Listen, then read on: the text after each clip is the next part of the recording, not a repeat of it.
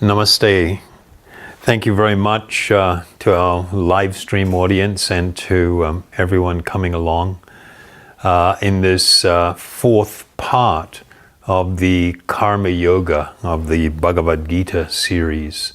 So today we'd like to be dealing with some of the questions that have arisen, and I know some people are eager to ask some more questions on the series that we've put out. But before speaking, I would like to offer my most humble respects to my spiritual teachers, to my Siksha Guru, Siddhaswarupananda, Paramahamsa, and to my Diksha Guru, Bhaktivedanta Swami, Prabupada. Namo Vishnu Padaya Krishna Prestaya Bhutale Sri Mate Siddhaswarupananda Paramahamsa Iti Namane. Namaste Saraswati Devi Gauravani Pracharane Nirvishesha Sunyavadi Bhastatya Deshatarane Bhajasri Krishna Chaitanya Prabhu Nityananda Sri Advaita Gadadhar Sri Vasadi Gaur Bhaktivinoda.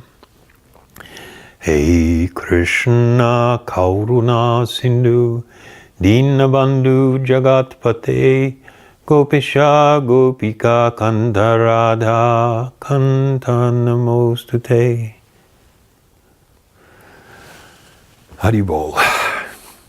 So, Mike, you had raised a question in relation to the whole idea even of karma, where you had asked a person who experiences some bad karma.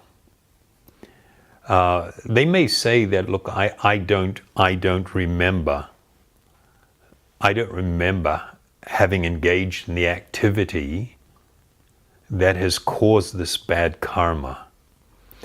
And of course the implication is then that it's kind of like not fair, that I should be held accountable for something I can't even remember.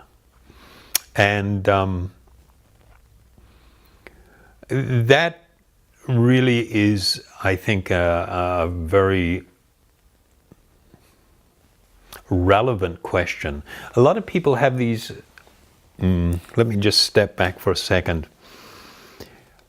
If you are going to try and really appreciate the principles that we're talking about, it is necessary to consider, if I'm going to question something, what is my current belief or understanding? What am I accepting as truth that forms the basis for this question? What's the relevance of that in relation to this question? The relevance is this. If I am very much living in this idea or notion that this life I have is the only life I've had, if I accept the idea that I am this body, then that question sort of like makes a huge amount of sense. But if we look at that same question from the spiritual perspective that's promoted in the Vedas, that I am an eternal spiritual being, and I move. In the Bhagavad Gita, Krishna has said that for one who is born, death is certain, and for one who dies, birth is certain. And he speaks in another verse about how the living being in this lifetime goes from experiencing the body of a baby to a young child, to a youth, to an adult, and to old age. So we see that even in this lifetime, there is these transitions. I mean, it's like these periods of life are kind of quite different. The things that we are attracted to, our perception of the world and our worldly experience, it really differs in each one of these phases of life. Yet there is this consistency that I am the same person experiencing this chain of events and these different, very clear experiences of life in this body and in this world. And then he goes on to say in that same verse that just as a person should not be bewildered by these changes that are occurring, one should not be bewildered that at the time of death, the death of the body, that this living being continues to exist and now begins this cycle all over again. So that is the platform of understanding.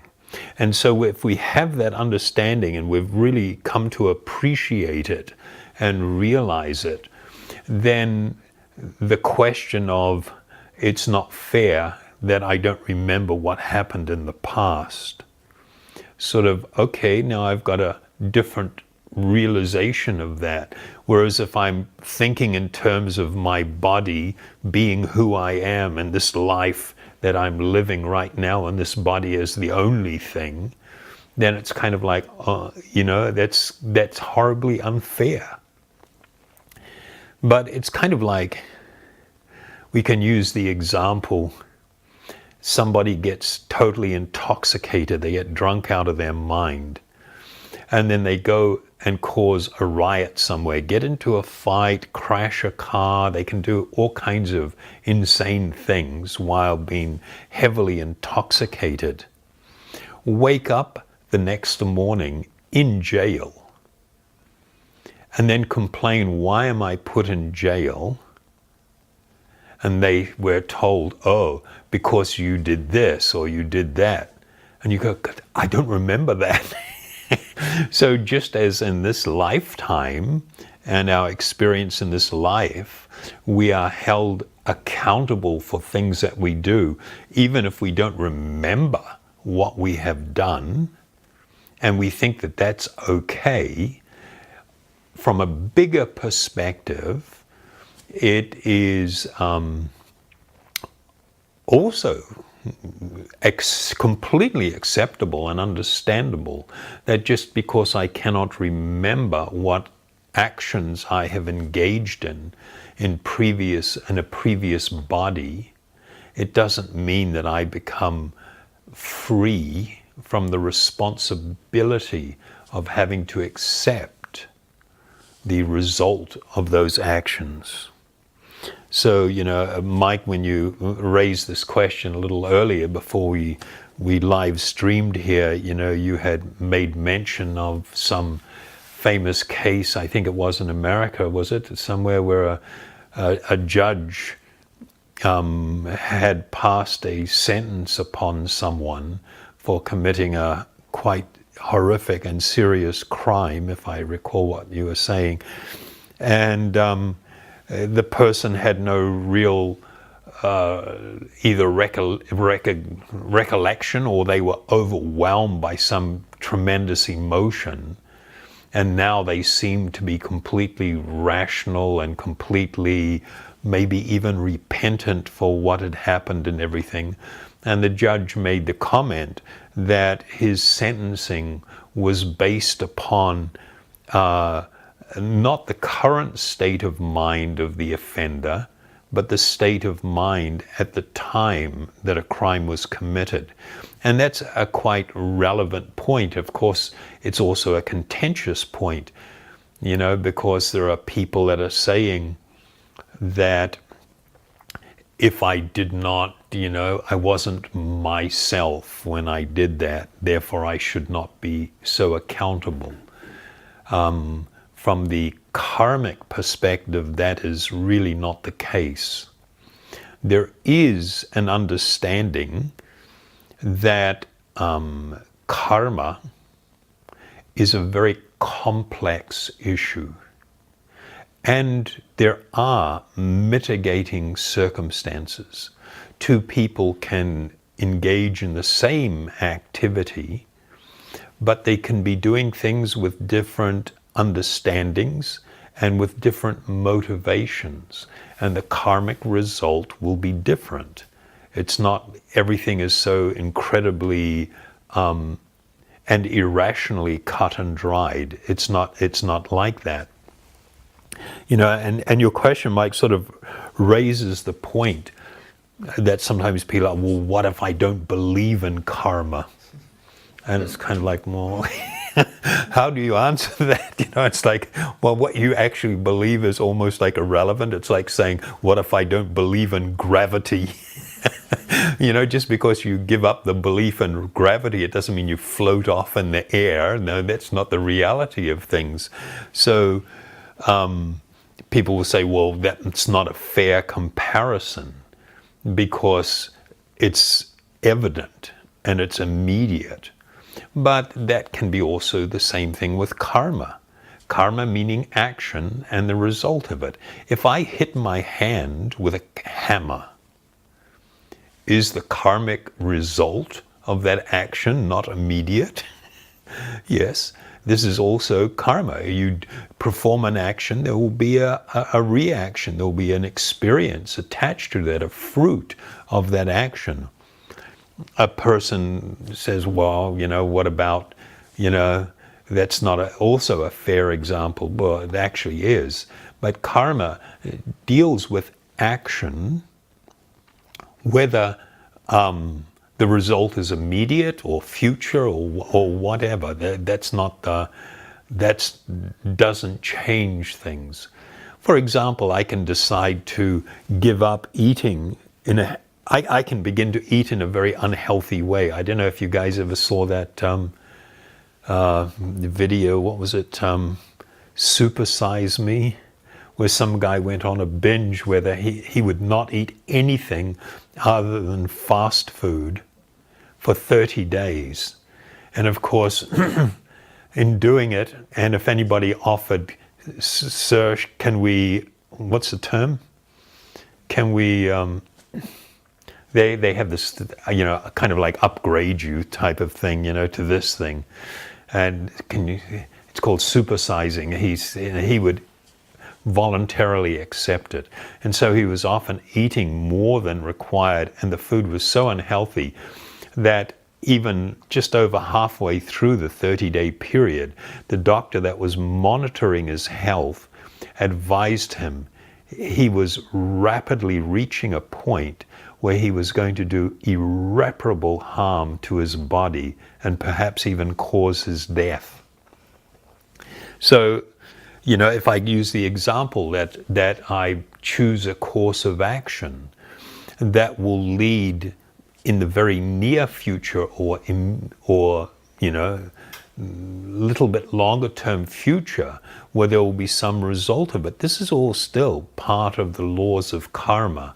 We should not think of it simply in the terms of, oh, something bad happens to me right now, it's tied to a previous life. No, that's not a very mature understanding of karma. So karma is a very complex issue, and the laws of karma are very complicated. It is not just a belief system, but it is very complex. And it explains, you know, sometimes people have this question, you know, why do bad things happen to good people? Which was a question that came up also a little earlier before we went live here. And it's sort of like, sometimes people have adopted, I'm going to say a methodology of trying to make life better through having a really positive outlook on life. And that if I have kind of like this really positive outlook, that my life is just going to be fine and fantastic. It's all going to be beautiful and wonderful and filled with happiness. And while it is true that if I develop a very positive outlook to life, and particularly if I'm quite humble and caring, it may dramatically affect the quality of my life experience, but it will not eradicate or counteract some bad things, what I consider bad things, that may come my way due to some previous karmic activity, whether in this lifetime or previously. So for instance, somebody may question, oh, this person was so good, they were so kind and so nice and everything. How come, all of a sudden they were killed in a car crash, or something really unfortunate happened to them in some way or other?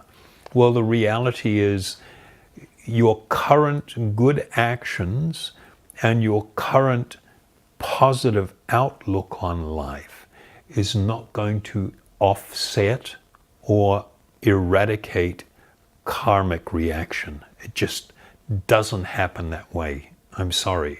That's not a practical reality at all. So now moving on a little, I think Jan Masami asked the question, how does karma affect a person who does meditation? And of course that's like, okay, what do we mean by does meditation? The process of spiritual undertaking is a gradual process of spiritual development and realization. And in the very beginning of our spiritual endeavor, while we are undergoing this purification process, we may experience benefit, but it doesn't mean that there's going to be an instant transformation of our consciousness, that we're going to become suddenly fully enlightened or realized. That's not a reality. That's not how things happen. So that will change or become determined by the effect that has happened. Well, no, let me just step back a little bit. It's not until a person has come to the transcendental platform that they become relieved even of the burden of previous karmic actions. If you recall, I think we read during the series, and if not, I'll read it now, but it's very relevant. In the 4th chapter of the Bhagavad Gita, which is titled Karma Yoga, from verse 20 through to 23, I think, yes, 20 through to the 23, it says, and what it does, it lays out the condition that one needs to come to and the position to be in order to be relieved of both engaging in karmic activity and experiencing the karmic fruit from previously. One needs to come to this transcendental position. And here it's described, abandoning all attachments to the results of his activities, ever satisfied and independent. He performs no fruitive action, although engaged in all types of undertakings. So this is a description of a person on the transcendental position. Such a man of understanding acts with his mind and intelligence perfectly controlled and gives up all sense of proprietorship of his possessions and acts only for the bare necessities of life. Thus working, he is not affected by karmic or sinful reactions. He who is satisfied with gain which comes of its own accord, who is free from duality and does not envy, who is steady both in success and failure, is never entangled, although performing actions. The work of a man who is unattached to the modes of material nature and who is fully situated in transcendental knowledge merges entirely into transcendence. So this is not like some really far off and distant ideal. As we had explained in the third part of the series, that if one comes to the situation that Krishna speaks of in the Gita, where one is able to completely dovetail their life with the will of the Supreme, one dovetails their will with the will of the Supreme, then one's life is experienced as being completely transcendental. This word dovetail is a wonderful word. A lot of people don't understand it anymore. It's kind of, there is a carpentry term where they talk about a dovetail joint. And in a dovetail joint, on the end of one piece of wood, they cut what are like triangular shapes, like the tail of a dove. And on the other piece of wood, it's an opposite shape, so that when they fit perfectly together and completely lock and become like one piece of wood. So when one is able to live a life where their will is completely dovetailed with the will of the Supreme, then one will be living a life that is actually fully transcendental.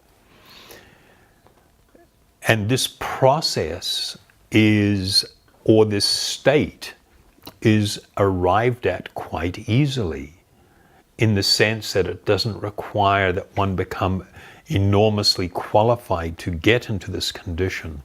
As we had stated in the last talk, that if we come to this position that Krishna speaks of, where he says, all that you do, all that you eat, all that you offer and give away, all austerity that you perform, everything should be done as an offering unto me.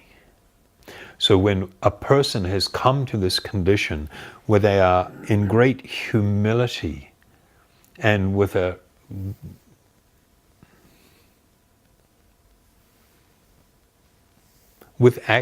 great joy, it's not like an artificial imposition, with great joy, they make an offering of their life, their whole life and their undertaking. When their whole life becomes a humble and sweet offering to the Supreme, then one is able to come to this transcendental condition. So I think I just wanted to touch on one additional point that we've received. Somebody asked the question in relation to the idea that when there is suffering in the world, some people, a great calamity, people become very angry at God or their idea or concept of God, and say that God could not possibly exist, because if he did, why is he causing all of this suffering? And that is understood in the Vedas from this perspective. Number one, the laws that govern material nature, which are very stringent laws, are there to create order and to make it so things function in what we understand to be a very normal and natural way. These are natural laws. And suffering is not caused by God or some higher being or some spiritual truth or entity. Rather, it is caused by people's own acts in different ways. So I'm just going to leave it there.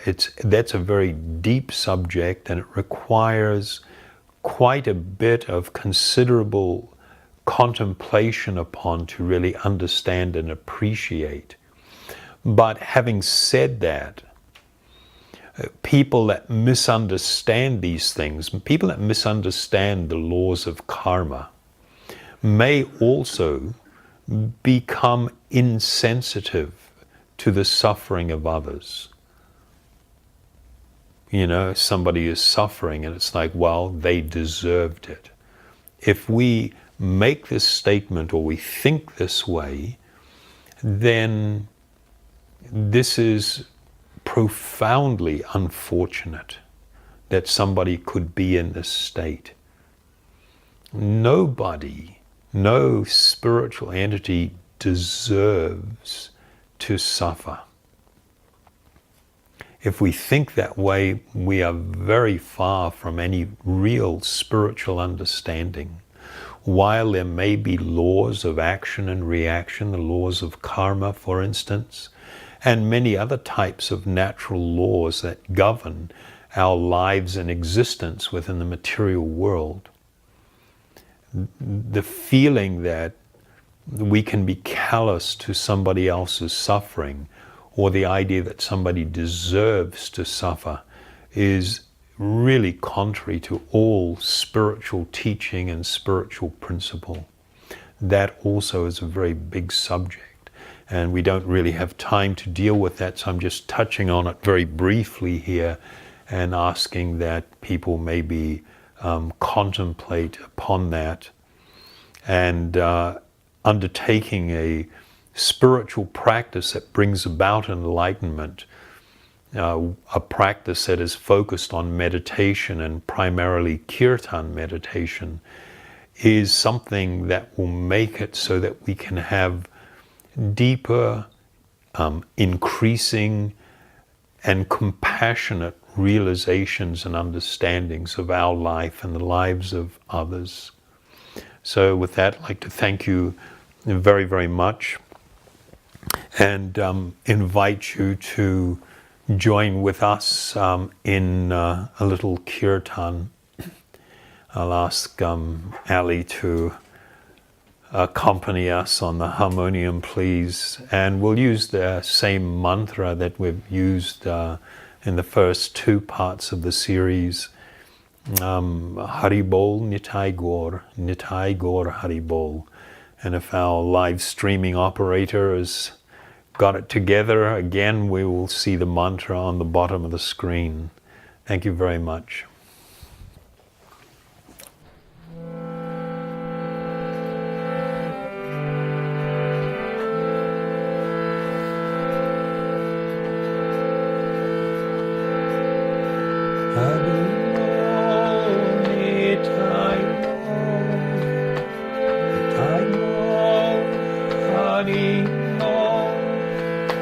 Hari Bol.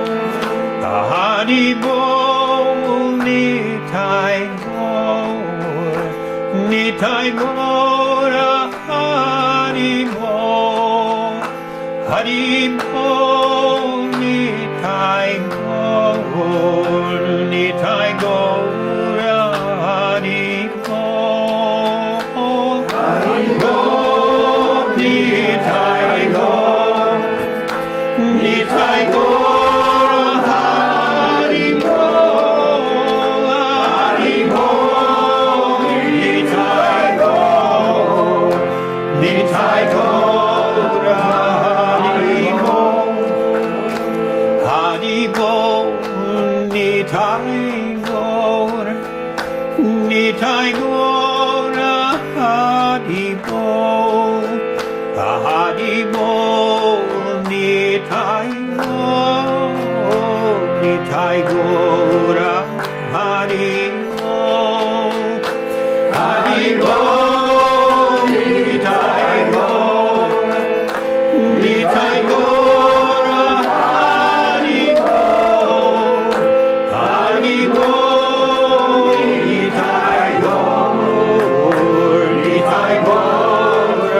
Haribo, Haribo, Nitai Gora, Nitai Gora Haribo, Haribo, Nitai Gora, Nitai Gora Haribo, Haribo.